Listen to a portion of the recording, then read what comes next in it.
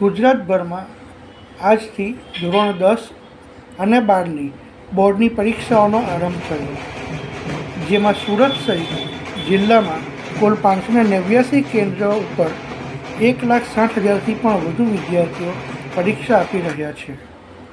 વહેલી સવારથી જ વાલીઓ પોતાના બાળકોને પરીક્ષા કેન્દ્રો સુધી છોડવા માટે આવ્યા હતા.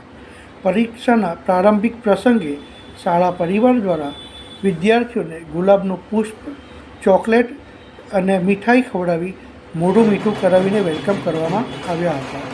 પરીક્ષાના પ્રથમ દિવસે વિદ્યાર્થીઓના ચહેરા ઉપર અતિ ઉત્સાહ અને સ્મિત છલકાઈ આવી રહ્યું હતું. જિલ્લા શિક્ષણ અધિકારી કચેરી તરફથી આપવામાં આવેલ આદેશોના પગલે તમામ શાળાઓમાં વિદ્યાર્થીઓ માટે પીવાના પાણીથી લઈ શરબત અને ORS સુધીની પણ વ્યવસ્થાઓ કરવામાં આવી છે. ત્યારે દરેક શાળામાં એક આરોગ્યની ટીમ પણ સ્ટેન્ડ બાય તરીકે મૂકવામાં આવી છે.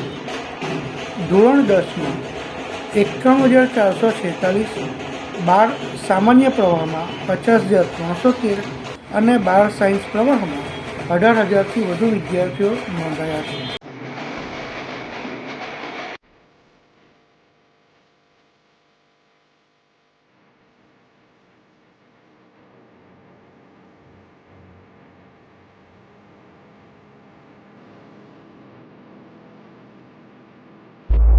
નમસ્કાર મિત્રો, ધોરણ 10માં પ્રથમ ભાષા એટલે વિદ્યાર્થી જે માધ્યમમાં ભણતો હોય એ માધ્યમની આજે પરીક્ષા છે.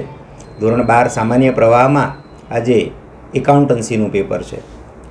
આજે જ્ઞાનગંગા વિદ્યાલયમાં ધોરણ 10નું પરીક્ષાનું સેન્ટર ફાળવેલ છે અને આ શાળાની અંદર 300 વિદ્યાર્થીઓ આજે પરીક્ષા આપવા જઈ રહ્યા છે.